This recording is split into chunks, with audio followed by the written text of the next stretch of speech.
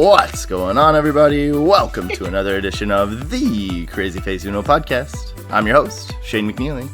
Just a reminder, CrazyFaceUno is inspiring others to do good and make a difference in our local and global community. And it's my honor and privilege to introduce our guest today. She's an old friend from the college days, the old Bethel College days, Janelle Pauls. Welcome, Hey. Janelle. Hi. I heard that little giggle. Yeah. I couldn't keep it in. I'm sorry. It's okay. I wanted to call you out on it anyway. It's good. I like the giggle. This is just what I even played around a little bit with my intro before we got going and before I called you. And I wasn't sold on it. So I have like a new motto for CrazyFaceUno. So Hit me. Yeah, it's everyone has a story and everyone's story matters. Oh, I love it. Yeah. So I've fully embraced the fact that CrazyFaceUno is a storytelling brand.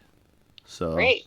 yeah, I've been like struggling, I guess, or trying to like define this and going back and forth where it's a brand, but then I was like, do I want it to be a brand? Like, is that what I want to say? Yeah. And then I went to like initiative. I went to like this thing, this, this venture, whatever.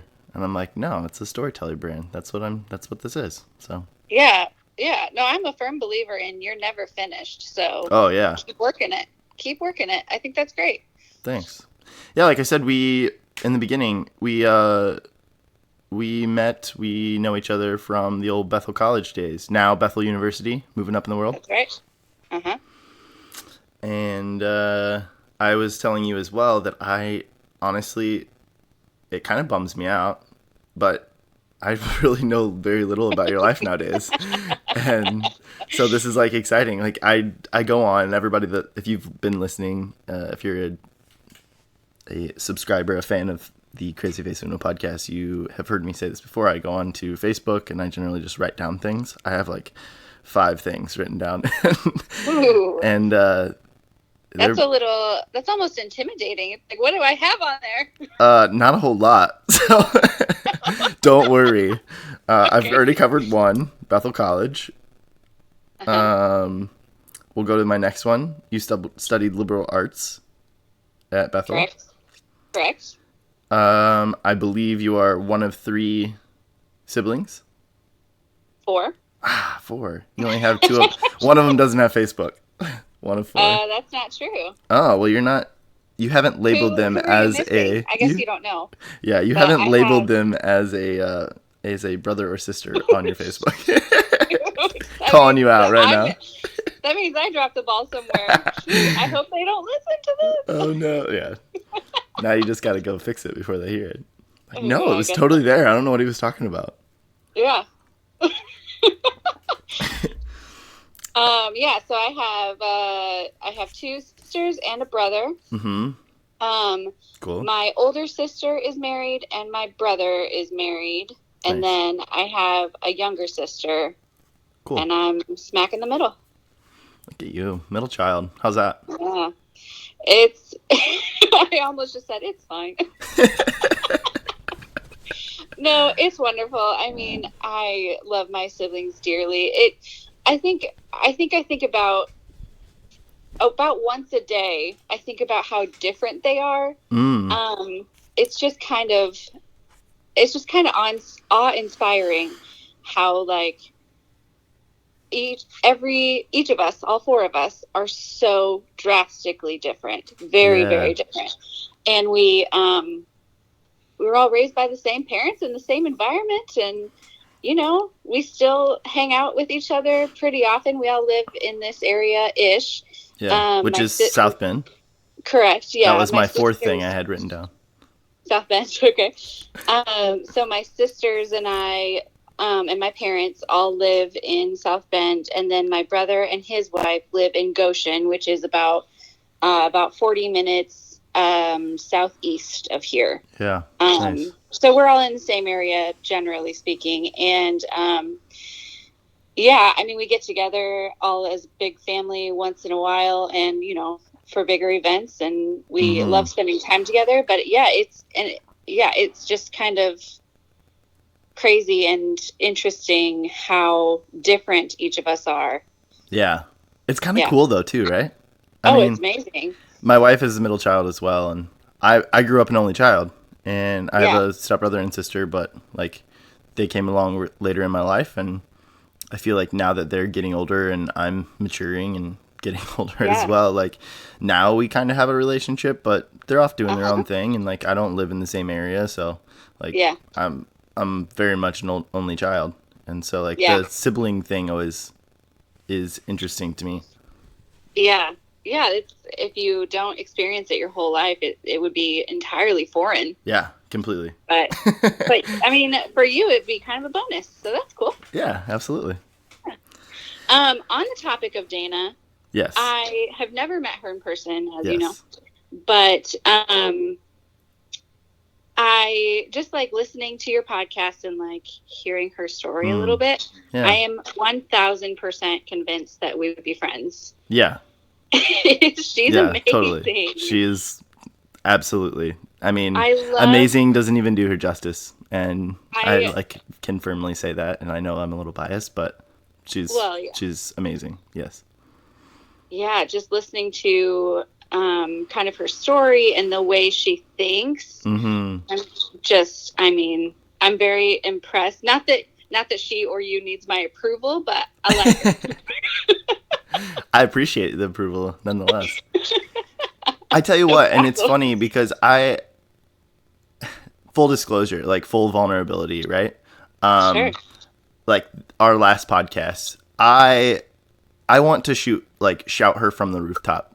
And like, I think she's just an amazing human being, an amazing woman. And, her story's beautiful. And it's like, she just touched the surface of it. And it's so hard for me being her husband and someone who knows her like very, very well, to like tread lightly and to know where to ask questions and where not to, which is kind of why you heard me not say anything. And in a lot of ways, like I'm kind of embarrassed of my role in that podcast. I'm not going to lie.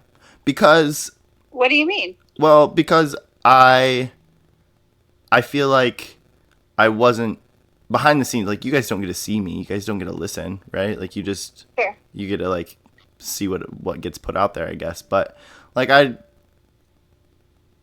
wasn't the most, I, like, didn't foster the best, like, presence for her to tell her story. I mean, she got to tell her story, but there's so much more to her. There's so much more that she could have talked about. And there's so many, like, a depth to her that she didn't get into. And it's not that she didn't want to. It's just that I don't feel like I fostered the most, like, the best environment for her to do that. And it's just hard as someone who knows her. And I just don't know where, we didn't really talk about it beforehand, which I kind of like. It's kind of like us, like we didn't discuss anything. We haven't caught up. Like, this is us catching up, and we get to just have this organic conversation. And I want that. But I think it has to be different when you know the person a little bit closer and more intimate. And I don't know.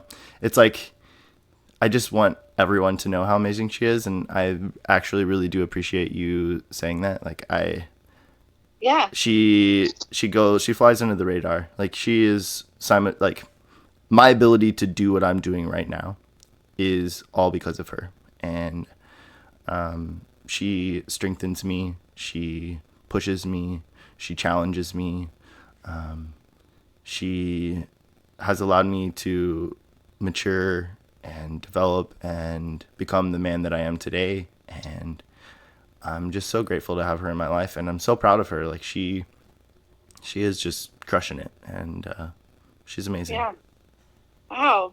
Buddy, that was beautiful. Thanks. That's amazing. It's true. Yeah. I'm tearing up over here. I kind of am too, so it's okay. Wow. No, yeah.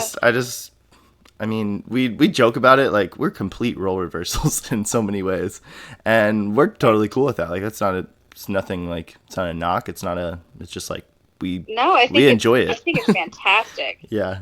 Like, I'm the emotional one, like, I'm the crier. I'm the, like, in touch with my feelings. I'm the one that's like, you're not listening to me. Like, come on, like, listen to me. Like, I don't know. And she's the one that's supporting our family, and I'm the one that's the house husband right No, now. it's so incredible that you mentioned that because my parents, as I was growing up, were Mm-hmm. exactly the same way. Yeah. My mom has always been the breadwinner, and my dad has always been the supportive. He's much more emotionally inclined. Not that my mother is you know, Yeah. cold-hearted Yeah. ice No. cream, Completely get but it. my dad cries probably 50 times more than my mom does. Yeah. I cry um, like once a day. Like no joke. sure, sure, sure. And yeah, so that was the environment that I was raised in, and it for a woman it was very empowering. For Yeah.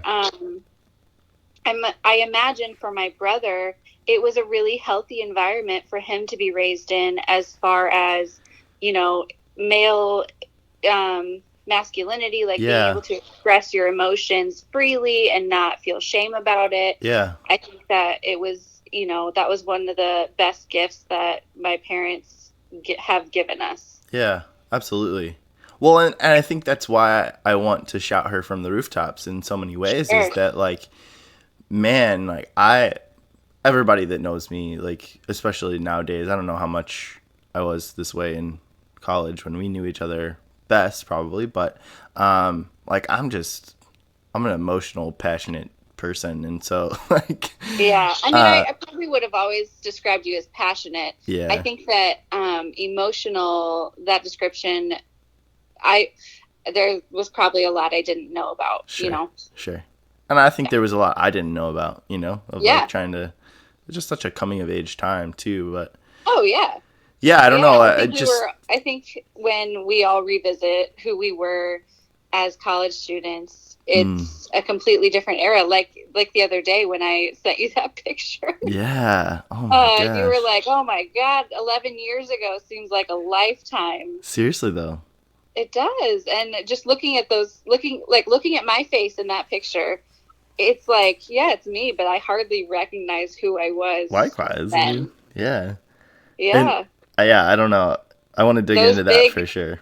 yeah, for sure. Those big chunky earrings can't stop though. Atta girl. Atta girl. Yeah, you can't take that away. No, You gotta hold on to that for sure. I don't even have them anymore. I'm sure you've got some that have replaced it though, right? Let's Uh, yeah, I'm sure somewhere. bring him Something. back, Janelle. Bring him back. I'll look for them. I'll see. Don't hide behind those little guys. Get those big old bad boys out. Oh God. I think I was wearing a t-shirt too, like not even anything stylish. It was Oh like man. big chunky red earrings and a green t-shirt Hell yeah. in September. You do you, girl. You look exactly the same, of course. You think so? Yeah. I actually have a mustache right now. Well, I know you. I mean, facial hair, sure, but like as far as your face, you look the same. Well, thank you, because I've worked really hard to get back to that place. I let myself go there between the 11 years of that point in time to now, and I mean, I've just been constantly since since what have we been 2016, so 3 years ago. Yeah. I've started to take care of myself and started to care about myself more and started to really work on the man that I am and who I am. And I'm proud of myself for the changes and the things that I'm working on. And I don't let myself off the hook. And so I got some work to do still, Yeah. But you're never finished. That's right. Never. Yeah. Which, Janelle, we kind of touched on it with my wife and Dana and, her life and roles growing up and whatnot. But the fifth thing that I have written down, which is something I want to talk about as well, is First Woman Podcast. Oh, yeah. And because I don't know a lot about it. I have listened to a little bit, but I have to be honest, I haven't listened to as much as I would like to have. That's okay. But yeah, I would like to first off plug that you have a podcast called First Woman. First Women. First Women. Yes. Pardon First me. Women. First Women. Yes. And I think it's awesome, and I have a feeling I know a little bit, at least, of the heart behind it. But will you tell us how this started, where it came from, the idea, what you want to, like, what it's about? Sure. So, the idea of it came from this somewhat random road trip that I took by myself up to the UP. I have a cousin who is an Episcopalian friar. He's the bomb. And nice. He had a work assignment in the Episcopalian churches up in the UP, and he was going to be there for, I believe it was like 10 weeks. Oh, shoot. Turn your phone off, God. Sorry. Sorry about that little ding. Oh, you're fine. No it's worries. silenced now. We're good. I thought it was your coffee mug, so. I'm cheersing myself. Cheers. So my cousin was on a work assignment for about 8 to 10 weeks up in the UP during the summer. Cool. And I had never been up to the UP before, and it is not close. Although, no. Although it seems like it might be. If you're looking at the country, if you're looking at the country as a whole, it's a lot closer than some places. Yeah. But it would be about the same as driving from here to Florida. Gotcha. Yeah, and just so people, if you're listening and you've never heard the word UP, that's the Upper Peninsula of Michigan, which it's detached from like the hand or the glove of Michigan, like the Michiganders like to use. It's above the Great Lakes there. It's that little part up there. And it's a totally different culture, which maybe you'll get into. It is. Yeah, so it's about, a lake away from Canada. Yeah. And we were on the Lake Superior side in Marquette. And so you can drive across the whole peninsula in, I would guess, someone's going to fact check me on this and shout at me from the internet, whatever. Please do. I'm going to guess like 7 hours. You can drive across the whole thing. Marquette was, or is, it still is. I'm sure it's still there. Hasn't gone anywhere. Hey, Marquette, how are you? Marquette is pretty central on the north side of the peninsula. So I drove up there on, I believe it was a Friday, and I left on a Sunday. And so I spent, in the course of 3 days, I spent 16 hours in a car by myself.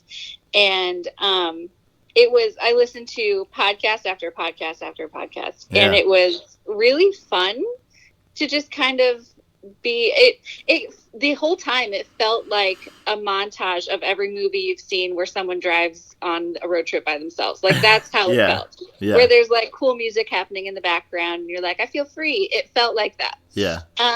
But and while I was driving this road trip, listening to these podcasts, it kind of just occurred to me, like, I should do this. Yeah. I can fucking do this. Hell yeah. And I should.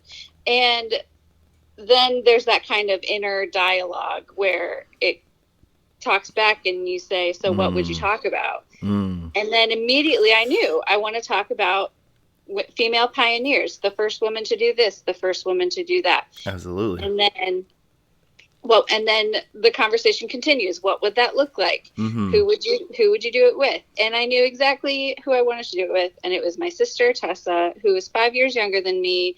And she and I have this chemistry, this kind of rapport, like no other person that I know, where we can just kind of get into our own little world, sometimes to our fault, and just roll with it. And it's a lot of fun. And so each week that we record, Tessa and I each cover a female pioneer, the first woman to do fill in the blank. And we don't share with the other person who we're going to talk about. Ooh. And so the reactions that you hear are genuine and real in real time. Yeah. And it's fantastic. We've had a couple guests so far to come on and kind of just be with us. We have yet to have a guest that would come in and share their own story that they've researched. Yeah. But we're hoping someday. You should, when we get off this podcast, I'm going to give you my wife's email, and you should email her. Okay. She would take it seriously, and I'm sure she would do it if you wanted her to and asked her to. Hell yeah. So Dana, if you're listening, I know you'll be listening. She's catching up. So she listens.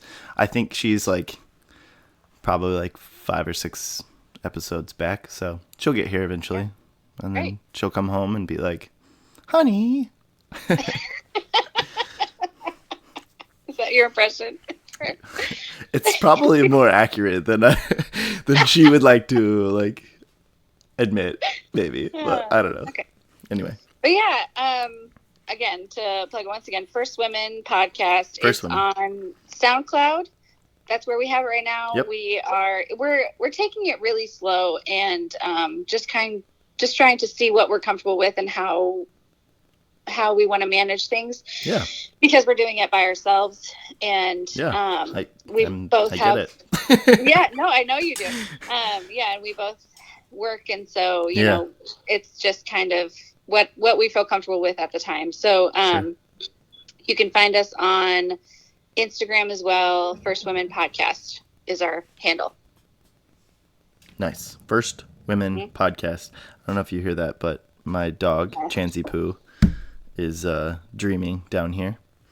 Oh, he's snoring? Yeah, he's like barking in his sleep. Little buddy. I know. I'm just going to let him go. But he's actually my podcast, co-host, but nobody knows. He flies under the radar. Yeah. He's pretty quiet most of the time. Oh, yeah. Pretty much all the time. Yeah. He's a sleepy dude. He likes to sleep. I actually have an Instagram page for him as well. It's called The Chansey Poo. And it's fun. It's just like my ability to collect pictures. I have so many pictures of him, so I'm like, why not just post them? So yeah.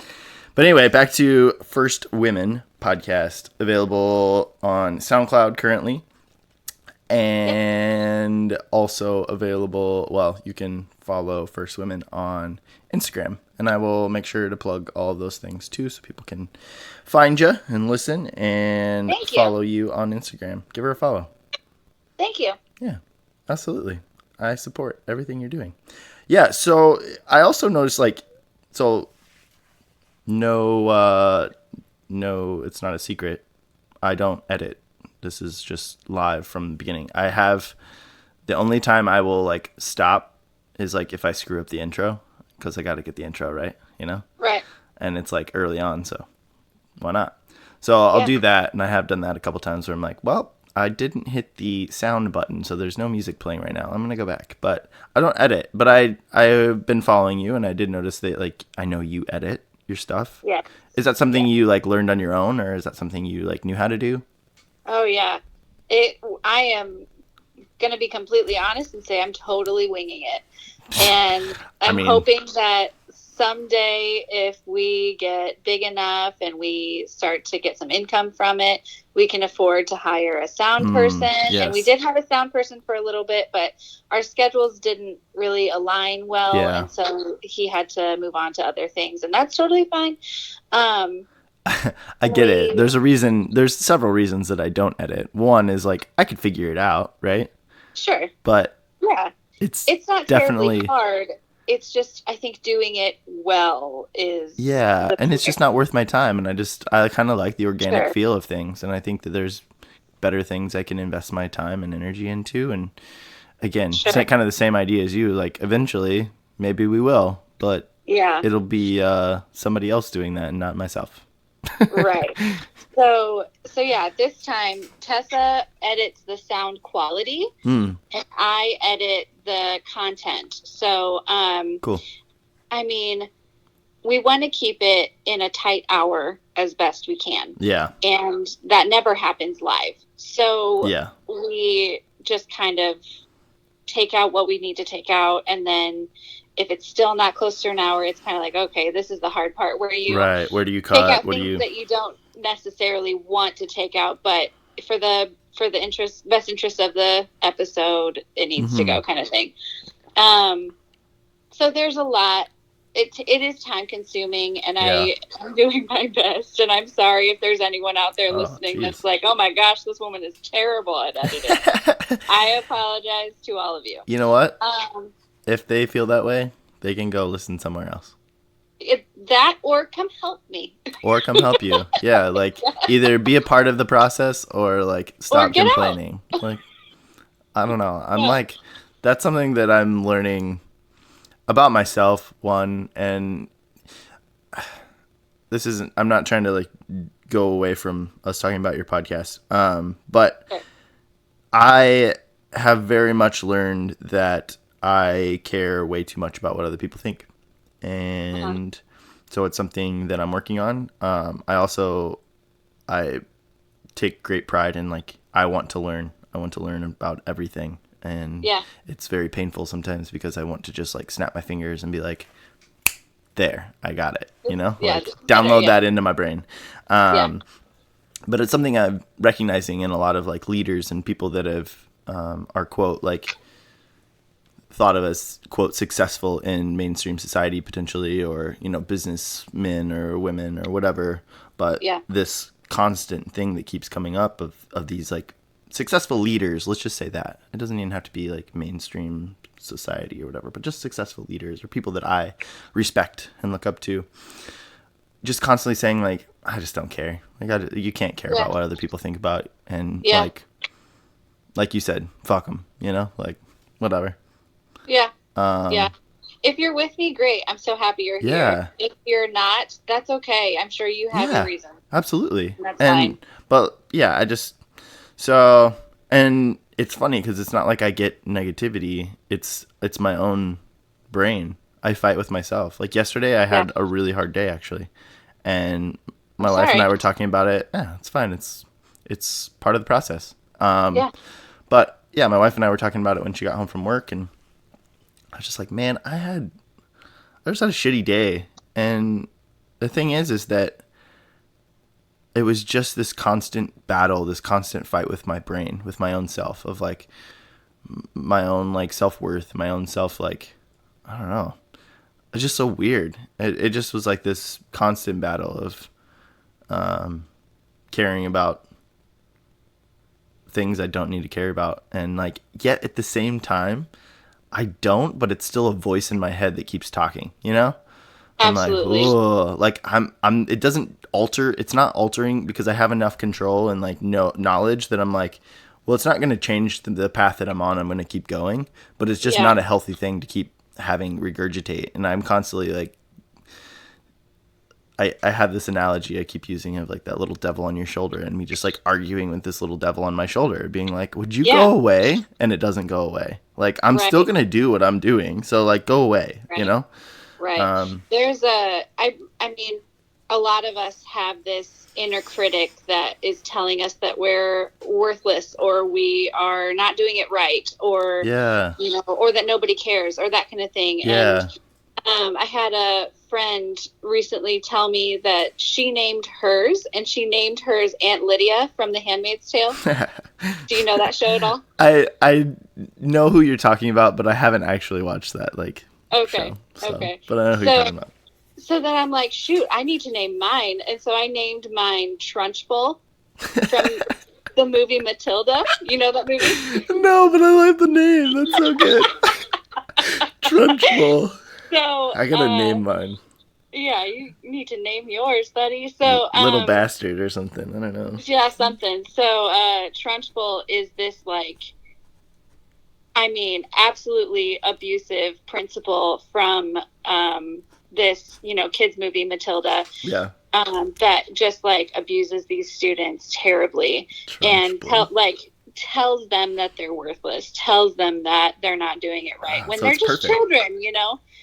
And so I named mine Trunchbull. So, and I have told some of my friends about it, and they'll email me or they'll text me and be like, "Tell Trunchbull she's being a little bitch." Yeah. Seriously. I hate Yeah. it. It's just a It's constant thing. helpful because, yeah, it's helpful to identify that inner critic as something that's not you Yeah. Yeah, absolutely. or someone that is not you. Yeah. Yeah. Yeah, completely. And I mean, I think I mean it's no this isn't a new like concept, but knowing is half the battle, and like recognizing it, Absolutely. and like, and again, it's, I think that in the past it's always been there, but I think it affected the decisions and the path that I made. So like I'm proud of myself for being like, I hear you, unfortunately, but Yeah. like you're not going to Good. change what I'm doing, right? Like you're not going to get in the Yeah. way of my dreams and my ambitions and what I'm trying to accomplish here. So like please shut up, you know? And Yeah. like I don't know. Yeah. Yeah. Eliminate the power from the other side. Right. Exactly. Yeah. Exactly. Janelle, what can I, so I want to like, so I'm trying to change the way I ask this questions in some way, Okay. and just in general, just because I've had this, I've brought this up many times, but Calvin is the one that's really made me think about this. Calvin Walterhouse. Go back and Yeah. listen to one of the Bethel Boys series. I think he mentioned it in there as well. Yeah. But he mentioned the fact that like in America we put so much value in our occupation and the thing we do and like Yeah. whatever. And I don't want to put too much value in that. And I think the fact that we're 31 minutes in and I don't actually know what you're doing with your like career wise or like job wise, like I think that speaks to that. But at the same time, like I'm genuinely interested and I want to know. Okay. What do you help me? How should I ask that question? What's the best way? Like, does that make Yeah. sense? Like, I don't know how to. So, to be completely honest, the way that you framed that, like the way that you introduced that question is going to help my answer quite a bit. So let me think about this. This was in April of 2016. I was, we're getting back in a story here. 2016. It seemed to be a Yeah. magic year for both of us. Yeah. No, wait. We're talking about 2018. I apologize. 18. Okay. Got it. I'm ready. Okay. I apologize. My time map is all over the place. So April of 2018, I was working as an assistant director to a child care center. Cool. In college, I changed my major 9 times. We can get back to that later. Yeah, let's dig into that for sure. Okay, we can unpack that. That's fine. So I ended up with a liberal arts degree, like you said, with a concentration on early childhood education. Okay. And so I was teaching for a while. I worked my way up to assistant director at a child care center here in South Bend. After some moves across the country, I ended back up in South Bend and was an assistant director at a child care center. I loved that job. The company I was working for was not as supportive as I would have hoped. And while I was there, I got this incredible opportunity to interview for a nonprofit in Elkhart called CAPS. Great organization. Okay. What's that stand for? CAPS stands for Child and Parent Services. Okay. Thank you for asking. I would have forgotten. No, you're good. So it's a preventative. It's an organization that works to prevent child abuse. Very cool. In the Elkhart County. So lots of preventative education, lots of intervention processes, and all that kind of thing. It's a great organization. It really is. Yeah. My relationship with the organization is not that great. However, that's my problem, not theirs, kind of thing. Yeah. So I got the job, and I started in April of 2018, and I was just on freaking cloud 9. I loved that job. I was the program director of parenting education. And it was fantastic for a few months. Mm-hmm. And then I found out that our program lost all of its funding, basically. Ouch. There was some funding that trickled down from the organization as a whole, but we lost about $80,000. That was the bulk of our funding for our program. And when I heard that news, so I heard that news in July of 2018. When I heard that news, I couldn't really wrap my mind around what that meant. Yeah. And what that meant for me specifically. Sure. And so I kind of just carried on. I asked some questions, but I didn't really understand. And after about a week, that was right before July 4th weekend. So, there was a long weekend, and then came back after like 4 days off and come back to the real world. And suddenly I'm realizing, oh, this is really serious. This could affect my job quite a bit. Yeah. And so after, a few days, it came pretty clear that the program was going to have to be shut down, because what else are we going to do? We don't have any money. Right. So asking more questions, I decided to stay on as the program director and work to close the program the best way it possibly could be, in the most respectful of the employees, because, it was my team. It was my team. Yeah. And I couldn't abandon them. So that's admirable. Thank you. And so I wanted to give them the respect they deserved and explain everything I possibly could. Yeah. All along the way. So letting my entire team go one by one up through September. Of course, I asked a lot of questions to protect myself of what does this mean for me? Where am I going? What am I doing? Yeah. The CEO, I'm trying to phrase this in the most respectful way possible. Yeah. Because that's how we should live our lives. Absolutely. The CEO, I think she had good intentions when she said this to me. It didn't work out the way any of us hoped, I think. Yeah. But she said, worst case scenario, you'll still have a job, but we don't know where that will be yet. Mm. And I said, okay. So I moved forward with that knowledge, saying, thinking they'll put me somewhere, kind of thing. Yeah. So it got to the week of my program closing, and the HR director and the CEO asked me, so what's your plan? What are you going to do? And I said, huh? What do you mean? What's my plan? What's your plan? Kind of thing. Yeah. And they said, oh, we don't have a position for you. And I said, I was under the impression that you would, that there would be a place that was found for me, even if it wasn't the same position. And that just didn't work out. So quickly I had to figure something out. And so I scrambled and I got a position as a supervisor. I really liked the nonprofit world. I liked the preventative care world. And so I applied for a position, for a supervisor position at an organization called Healthy Families, which is a program that is housed under other organizations.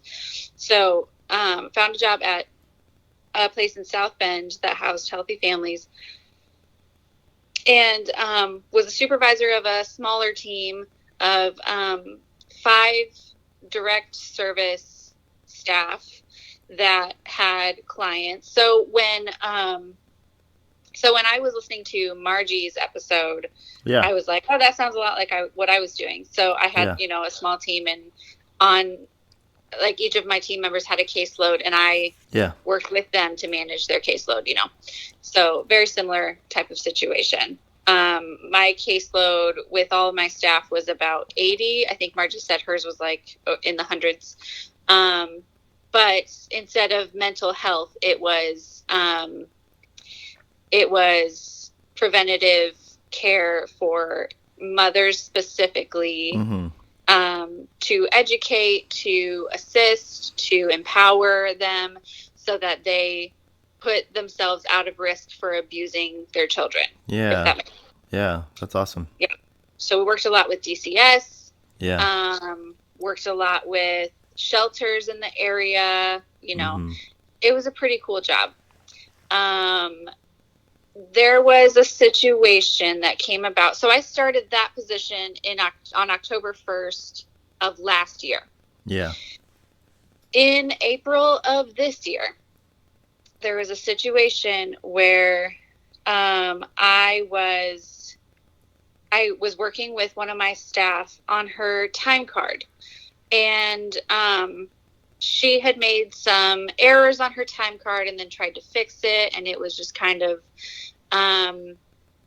it didn't quite line up. And so instead of accusing her of anything, I asked some questions, and long story short, I wanted to take the approach of coaching her and making sure she understood what needed to be done with her time card, and making sure that she was not, doing anything fraudulent with her time card, and coach her through that. Yeah. And the agency, HR, insisted that something more drastic be done, where, write-ups and what have you.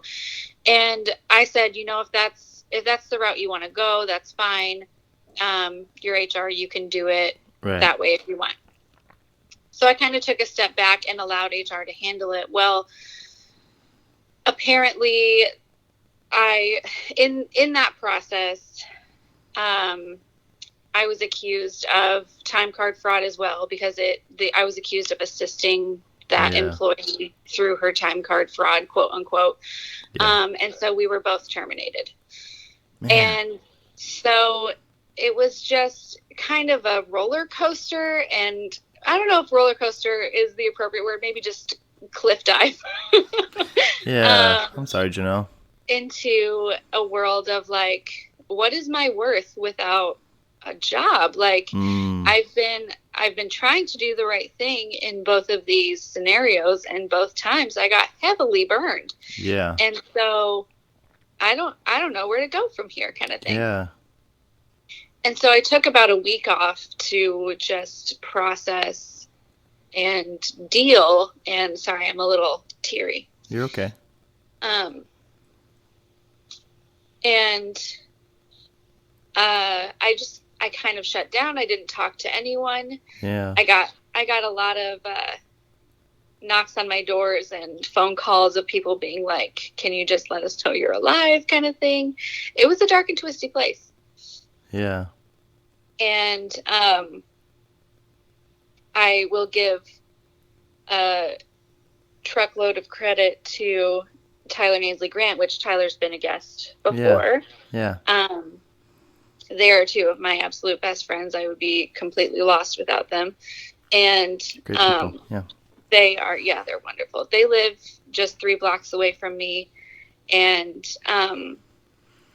they did such an amazing job of, letting me know that they were there, that they wanted to support me whenever I was ready, but giving me my space. So they texted me like every day asking me to come over for dinner, and every day I just didn't respond. And a couple times Tyler Ansley made up some almond flour waffles, because I have a gluten allergy. So she made up some almond flour waffles, and Tyler walked them down and stuck them in my mailbox. Oh, that's so nice. I know. So they've just been incredible. So after that dark and twisty time, I kind of just tried my best to pull up my bootstraps and get to job searching. Can I ask what the time frame of that was? Was that like still in 2018, or was that like early 2019? That was this year. Okay. April 2019. Okay, gotcha. That happened. So I was at Healthy Families from October of last year to April of this year. Yeah. Yeah. So yeah, I tried really hard to, work my connections, try and put on a real strong face when I didn't have it. Yeah. And get out there and do my best. And so I applied to basically everything. I would spend hours and hours at coffee shops just applying to everything. And I never got a call back from anything. Even like real strong connections that I had and I was working, I didn't get any callbacks. I applied to probably 50 jobs in the course of 2 months that I never heard back from. Yeah. And I had a couple interviews after that where, you know, I felt like there were some that I felt kind of wishy-washy about, like, oh, I don't think I did my best in that one, and I didn't get a call back, and it's like, well, that's okay, because I feel like I can chalk that up to me not doing my best. Yeah. And then there were some other ones more recently where I really worked so hard, and I was very careful and tried so hard and did my absolute best, and I still didn't get it. Those are the ones that hurt the most, for sure. Yeah, they're very painful. And just the hiring process and like applying for jobs is one of the most like vulnerable and disheartening processes I think that you could probably ever go through. Absolutely. It's just because, and maybe it's because of the way I frame this conversation of the value that American society puts on career, job, and your identity being based on those things. And I don't think that's right, but it's just the fact of the matter. It's strong. Yeah. It's where you spend most of your time. Yeah. It is a good chunk. If it's not all of your identity for some people, it's a good chunk of your identity because that's what you invest most of your energy into. Right.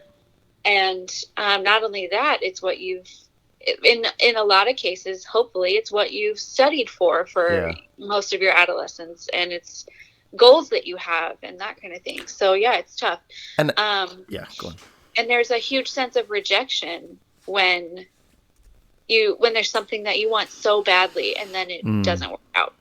Yeah, and I think that like I just had this thought that it's almost because we put so much value and identity into that, you know, the job or the thing you're doing, that work, that it's maybe more of the root cause or like the why behind everyone pushing so hard for like find the thing you love and like be, you know, the thing that you're passionate about and doing that. Does that make sense? Like, because it's, if you're not loving what you're doing because society puts so much identity and value into that, then what's the point, you know? Yeah. And that's not even, that last little bit, that like, what's the point, isn't even fair. That's not a fair like statement, to be completely honest. But because there's value in being disciplined and taking care of your family and whatever that means, and taking care of yourself or whatever that is, you know? But I don't know, I just had that thought. And and absolutely, like, for a lot of people trying to make a difference. I mean, a lot of people are out there doing their best to make a difference with their work, make a difference in the world. And that's been a lot of the motivation behind my work. The things that I've chosen to do is I want to make a difference. And that was one of the biggest things that I loved about working in the nonprofit world, especially in the realm of preventing child abuse. Yeah. I felt like, maybe I was just a cog in the machine, but I was, without that cog, you know. You had purpose, you had value. Yeah, like exactly. And I think it speaks more, man, this is the fact that like your previous job like lost funding, you know, like for something that's important. You know, I just don't like those types of things. Like how can companies sit back and watch that type of thing go on and like just let something fall apart because it doesn't have money? Money seems like such a shitty thing to not have, like to be a reason for something to fall apart, you know? Absolutely. And to be clear. I mean, you're absolutely right, and that does happen a ton. In this case, I should have been more clear. Sorry. It was an error of someone who was in charge of bringing in the funding, like writing the grants and stuff. It was an error on a person within the agency's side. So but even so, right? I mean, so, like, there should be some company out there that goes like, you know what, our bottom line and like us making money this year isn't important. What your cause is important, and like, here's some money to get you back on your feet until you can figure things out. Sure. Right? Like, that's called humanity. That's called being human. That's called doing the right thing. And your bottom line, your finances, whether you're, you know, break even that year or you whatever, like, yes, you have responsibilities to your stakeholders, to your investors, to whatever, but like, be a good freaking human being. And I'm telling you what, that's like, man, I'm like, that hits me really hard. Like, that's in so many ways, that's what I want CrazyFaceUno to be. There's a future to CrazyFaceUno that, you know, I've got short, middle, long-term goals and people, projects, and causes. That's what I care about, and that's what I want to be a part of. And I have, you know, $0 coming in currently, but the future of CrazyFaceUno is supporting people and supporting people, causes, projects that are important and that I want to value and back and support, and because I think that's important, I think that's right, and I think that's worthy, and I think that's what we need to do as human beings in this world. And that's wonderful. I want to be a part of people's story in that way. So yeah, that's honorable for sure. But, well done. Thanks. I got a lot of ways to get there, but one foot in front of the other. Your heart is very clearly in it, and that's very honorable. Yeah, I'm not stopping, and good for you. Don't get in my way, because I'm coming through. Yeah, good. Whew. Sorry. All right. So anyway, to answer, no. That was the perfect cutoff. To answer the question in the very long-winded way is, at this time, I guess you could say I'm in the beverage industry. Sure. I am working at Starbucks, and I'm working at a liquor store. Yeah. Both filling in where I can. So, you know, if you need your booze or your coffee, either one, come to me. I got you. I need both every day. No. Me too. Same. Well, Janelle, I have no doubt that you are standing up tall right now. Sorry, I'm really emotional right now. That's okay. All right. Just give me a hot second here. No, take your time. No, but I just want to speak to you directly, and the world gets to listen to this, I guess. But I have no doubt that you're standing up tall and talking, you know, with your head held high and your shoulders up right now.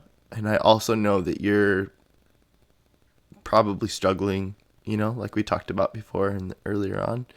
But know that your value isn't in those things, and that even though we haven't stayed in close touch and, you know, we're not the closest friends, like, I love you, I support you, and you're more than what you do. And thank you. Timing is everything. I believe in purpose in this world, and I believe things happen for a reason. Don't let those things drag you down, but stay focused, stay sharp, stay on your game. And you know, it may take a long time, and maybe you're right where you need to be. You don't know what the impact that you're going to have on someone's life is, and it could be the simplest thing. And so that means so much, Shane. Thank you so much. And I love you too. And there was a moment, maybe you remember, maybe you don't, when you were when you were here in South Bend for a visit and this summer, and we all went karaokeing together. Yeah. And I definitely, because of other reasons, had kind of a hardened heart on that whole experience. But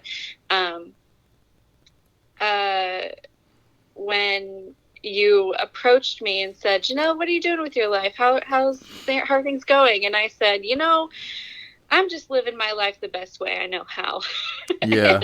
I just kind of stared at you, and I think you were a little taken aback and like, well, I think we're all trying to do that a little bit. Yeah.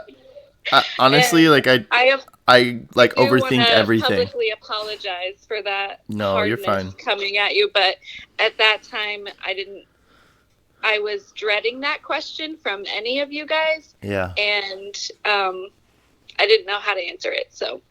Yeah. It's okay. Yeah. Thank you. Yeah. And it's okay. I don't hold anything against you for that, or like I haven't forgotten, but I just overthink everything.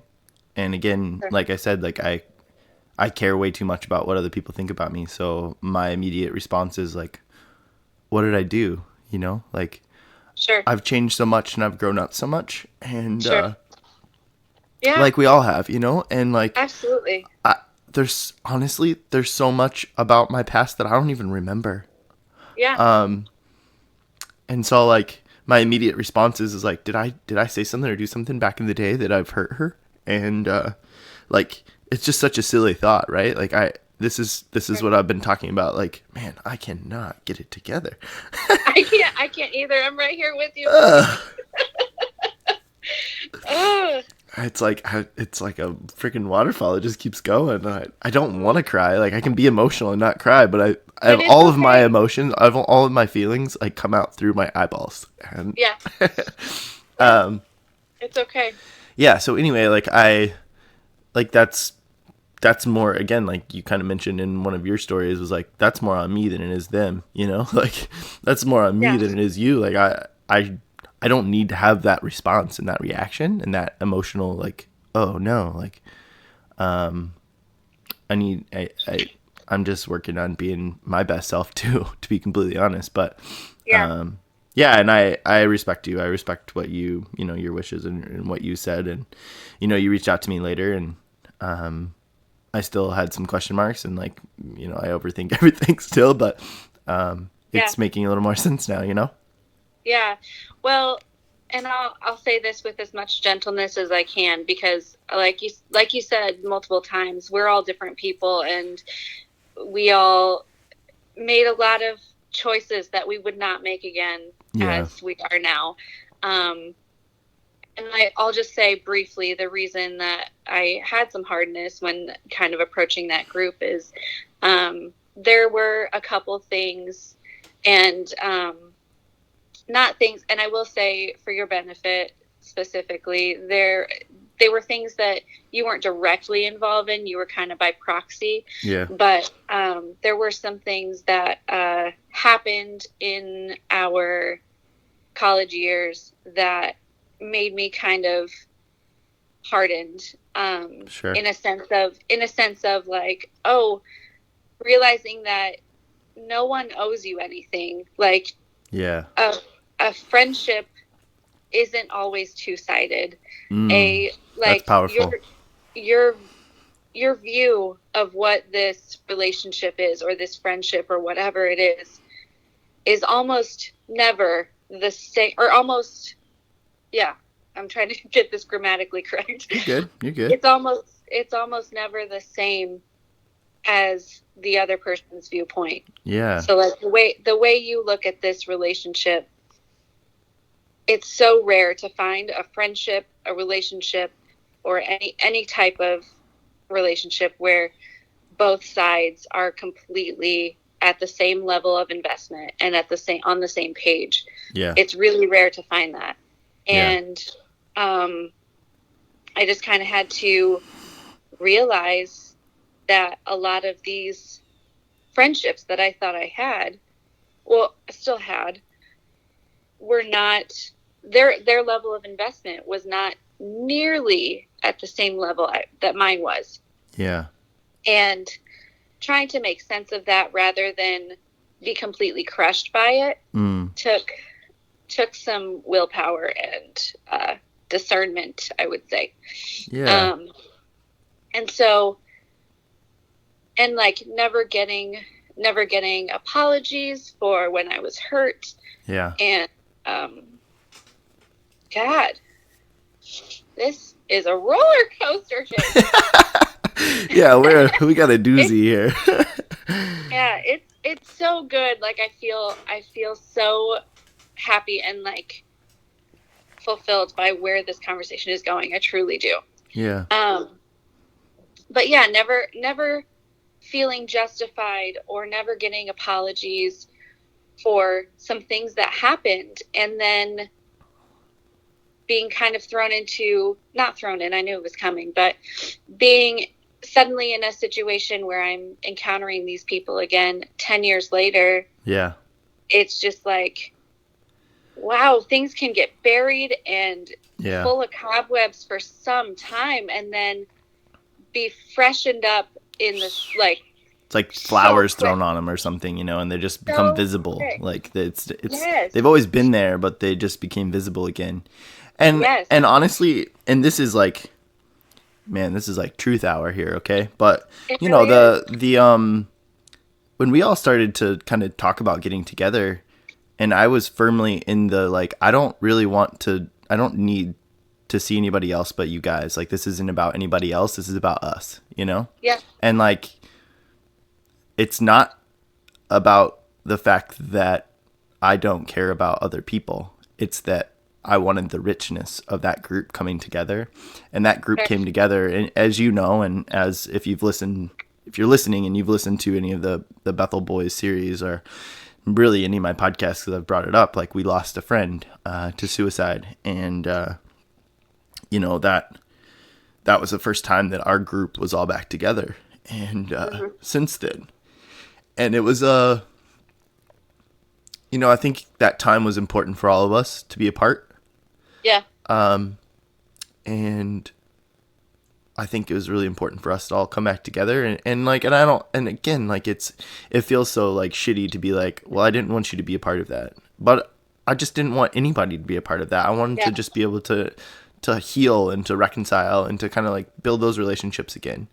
And that was important. And it had nothing to do with like the value of another person, but man, how that could come across, and man, how that could be, from your point of view and from your perspective, you know, or just anybody's perspective outside that was in that group. There was a group of ladies, there was a group of people that also were a part of that group, you know? And, I understand if there was hurt and whatnot. But I think that I'm not going to be apologetic for like needing that and wanting that. And if that's just my own selfish gains, then that's my own selfish gains. But like, I needed that personally. And, I think that it's been an amazing journey to have that group of guys back in my life, and to see how real and genuine those relationships were from college, and to be able to pick up where we left off and to look at the craziness that's going on in each of others' lives and be like, we're all in 1,000 different places. And each journey has looked completely different. And whether you agree, disagree, you know, Tyler's back at Bethel, like who saw that coming?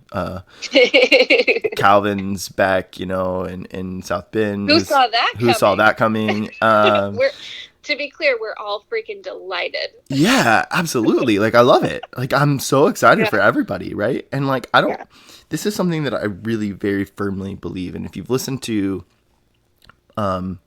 Jonathan Moya, his podcast, and talking about border perspective, check it out. I mean, I'm going to. My religious views and like my play, like I just don't subscribe to the same things anymore. And but that doesn't mean that I can't support something that does, and support truth and support you know, the value of other things. And I feel the same way about the relationships I have, you know.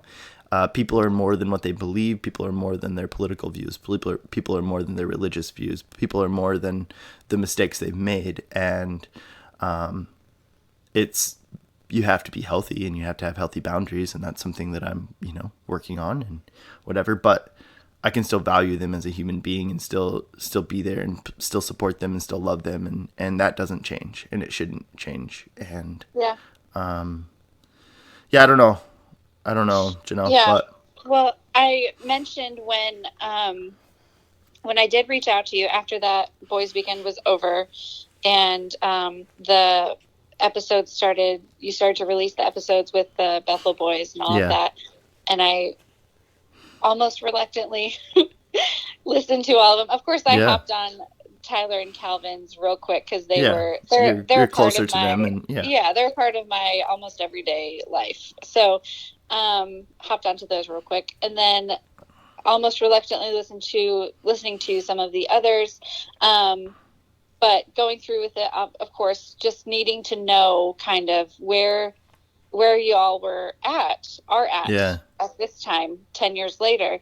And I mentioned when I messaged you, it was such a healing process for me.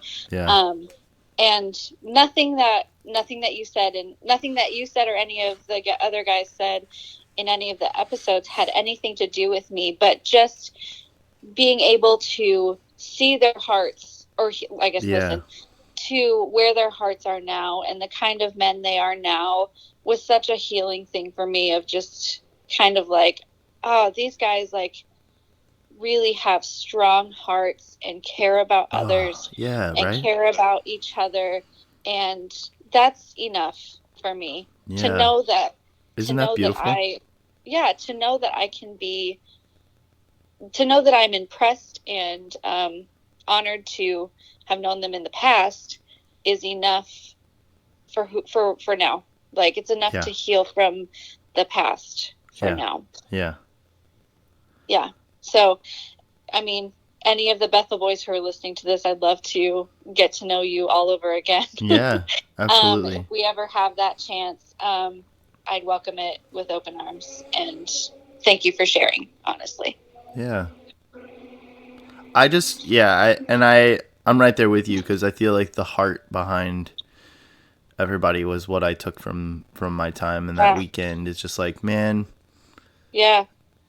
the intentions are so well and so good, and like just feeling, and it's allowed me to reconvene with and I'm so grateful. I'm so grateful to you, Shane, for taking the initiative. I know it wasn't, again, I know it had nothing to do with me, and let me rephrase that. I know it had nothing to do with me, and it was such a healing process as an outsider just to listen in. And so I'm very grateful. Yeah. Awesome. Well, authenticity and genuineness is important to me, and that's what I want out of this podcast. And we definitely got it today, and I think we got it there too, and just sharing genuinely and authentically, like, man, this is us, and this is part of who we are. And I don't know. Yeah.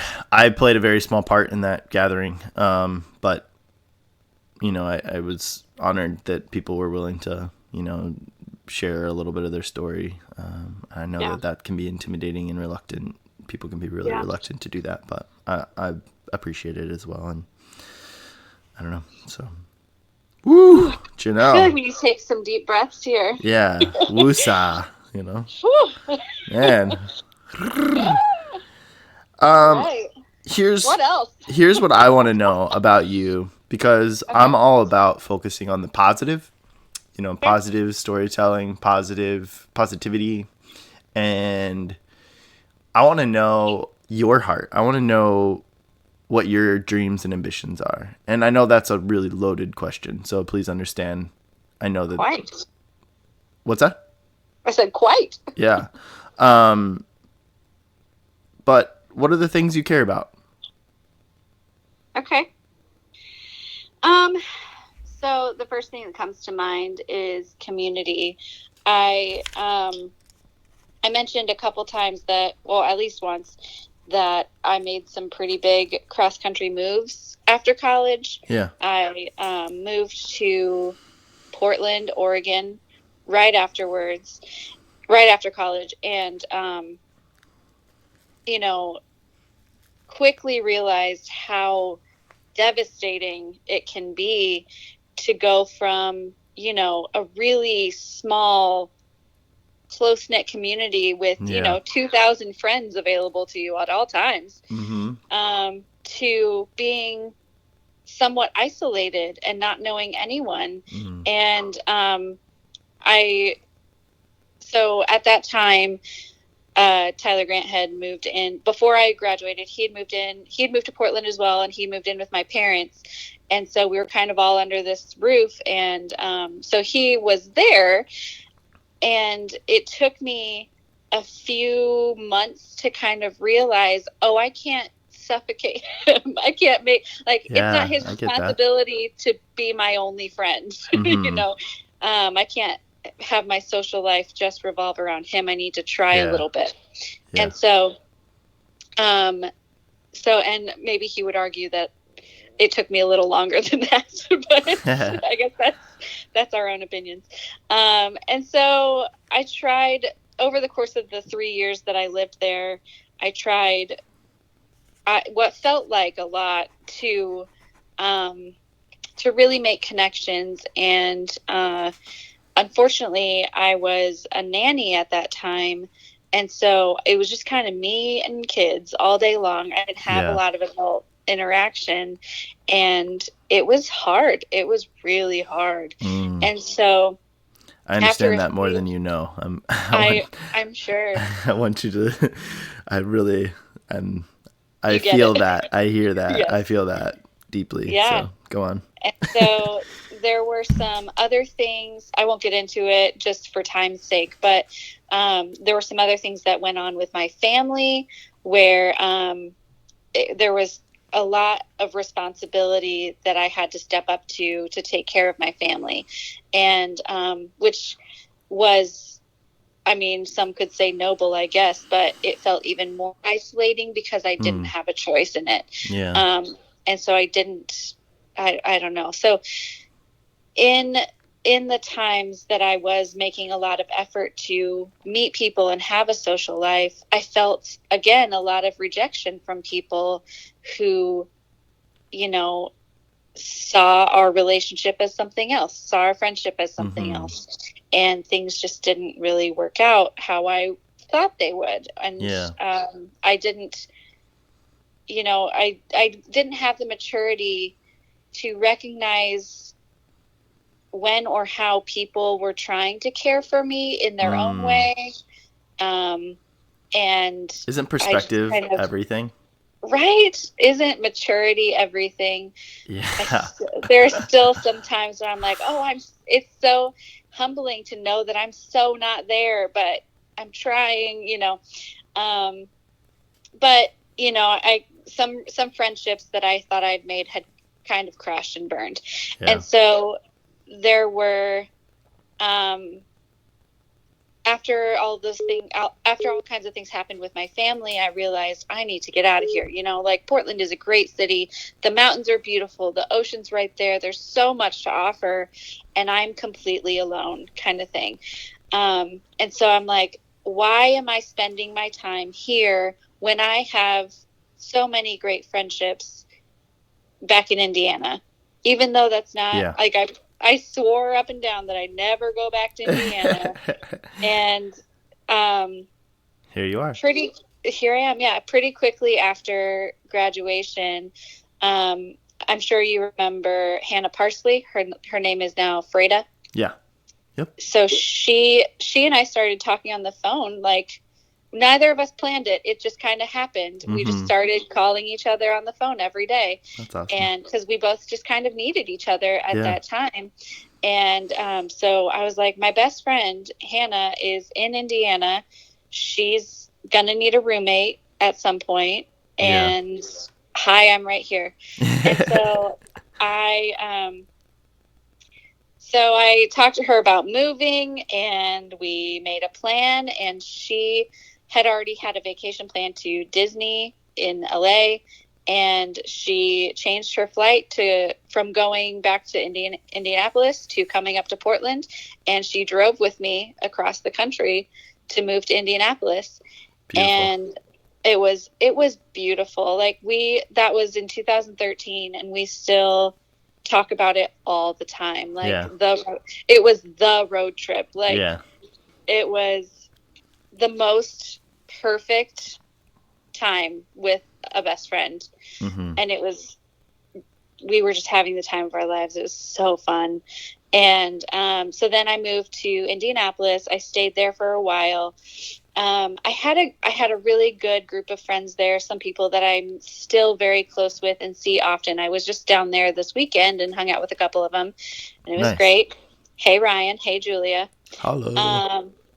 And so after some time spent there, I started teaching, and things in our little community, our group kind of drifted apart. A couple of people got married. Hannah got married. Another couple got married. People moved, it just kind of drifted apart.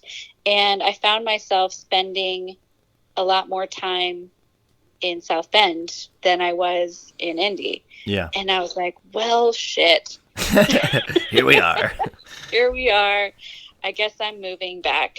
And so in February of 2016, I moved back to South Bend. I lived with my parents for a minute, and then my sister and I got a house downtown. And now my sister and I have each moved out of that house, and I've lived in my apartment by myself for a year and a half now, and I just freaking love it. Good for you. Yeah, my community was here for me, ready to go when I moved to South Bend, and I just jumped right in, and it was beautiful. Yeah. And everyone was happy that I was here, and it was so healing to jump into that. And since then, it's just kept growing, and I have an amazing church community that I'm a part of. I freaking have dinner. Awesome. I have dinner at my pastor's house with his family every Monday. His wife Andrea and I go on a walk while he cooks dinner for us. And That's awesome. It's beautiful. I bring wine every week. We have a great time. His kids make me laugh. And their younger child, Liza, does these reports for me. They're on my fridge. I just freaking love them. She loves to learn about things and loves to study things. And so she'll ask me, give me a topic, and then she'll make a little report for me. And I'll put it on my fridge, and it's so beautiful. It's just I have this beautiful little life here where I have just, it's going to get teary again. Do it. I have so many people that I'm so blessed to be around that, God, that truly know how to show up for another person. That's beautiful. And they continue to do that for me all the time. That's what friends are for. That's what community is for. Yeah.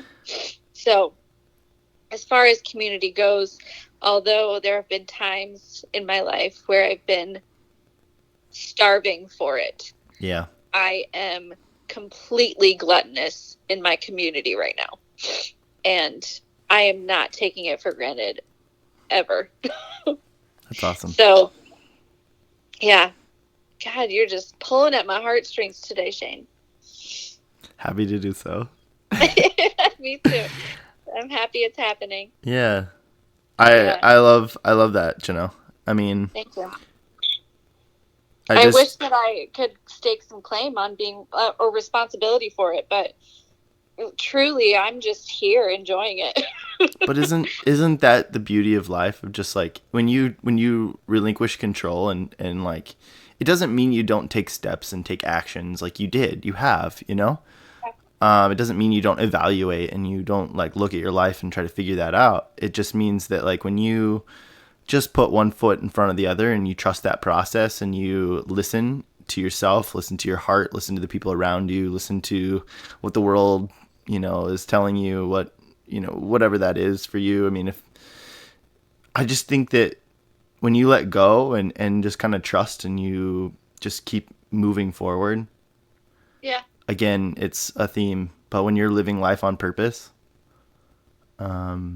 you find where you're at. And it sounds like you're living life on purpose, even if it's not the life you thought you were supposed to live.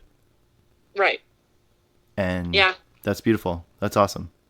Yeah. Isn't it funny how 6 years ago, thinking about my life, I mean, you mentioned when I sent you that picture, you mentioned thinking about 11 years from now feels like a lifetime. My goodness. Even 5 years down the road, it's like, who even freaking knows? Like, yeah, I'm a different person from 6 months ago, let alone like 11 years ago. Absolutely. And I changed from,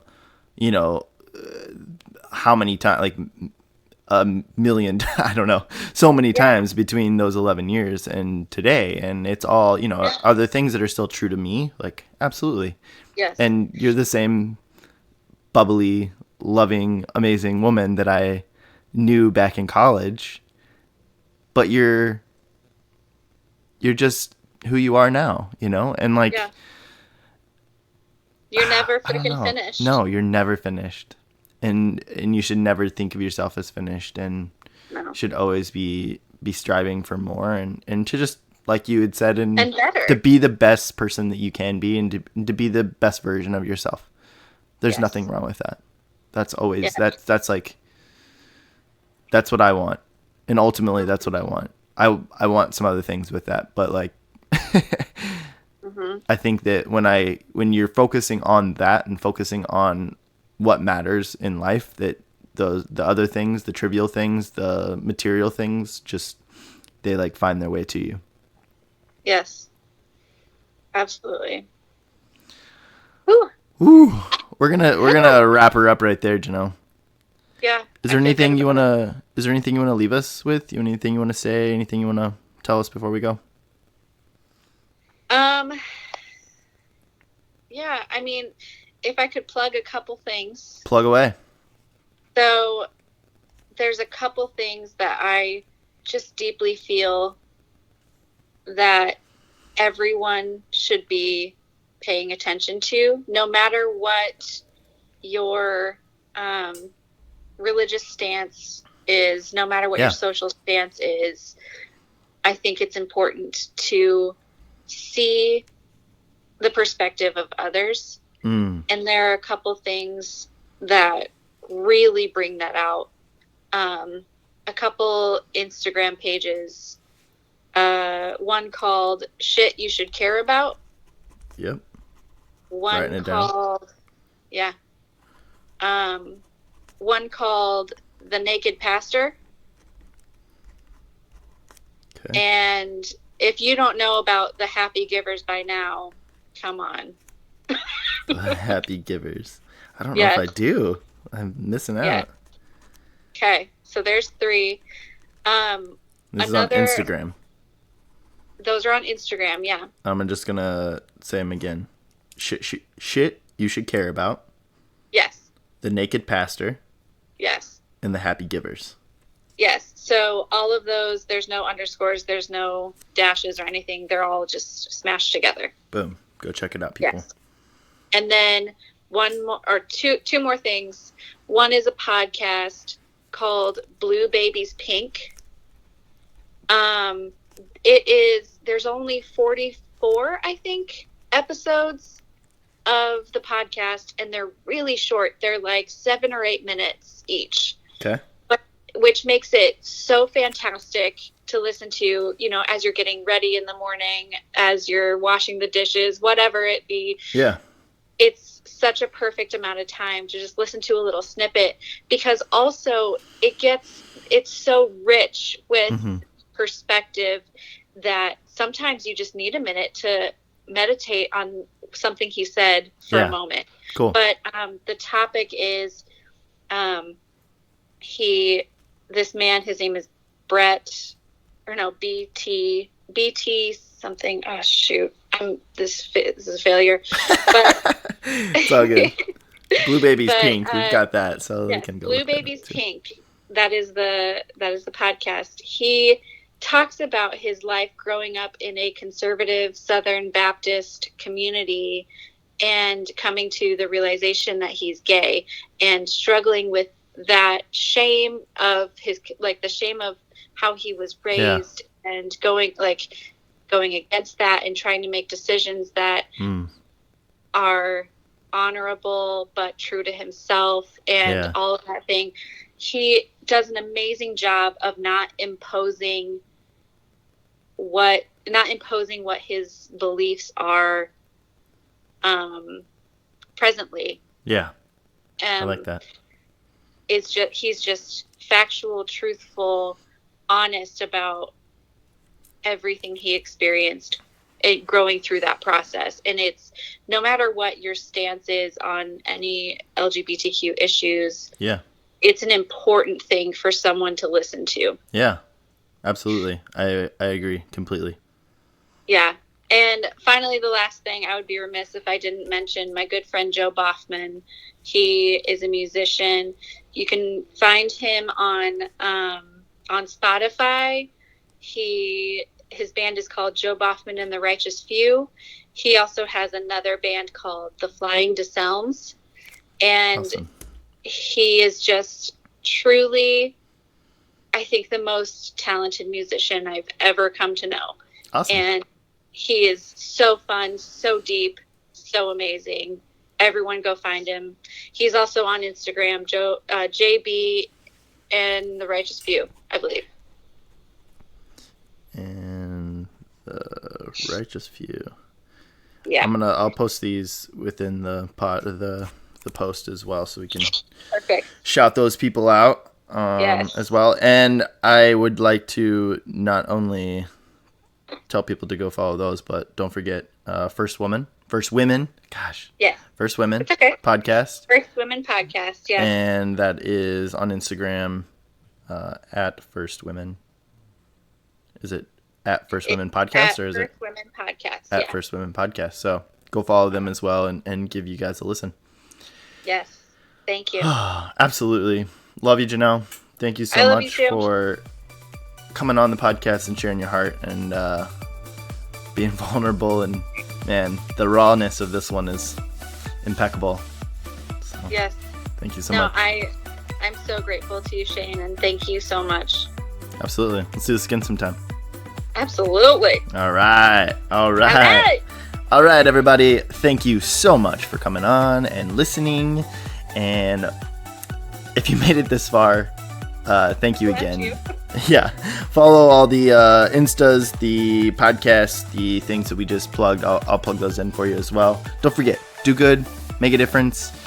If you have the time, if you have the means, if you have the ability, go check out our website, crazyfaceuno.com.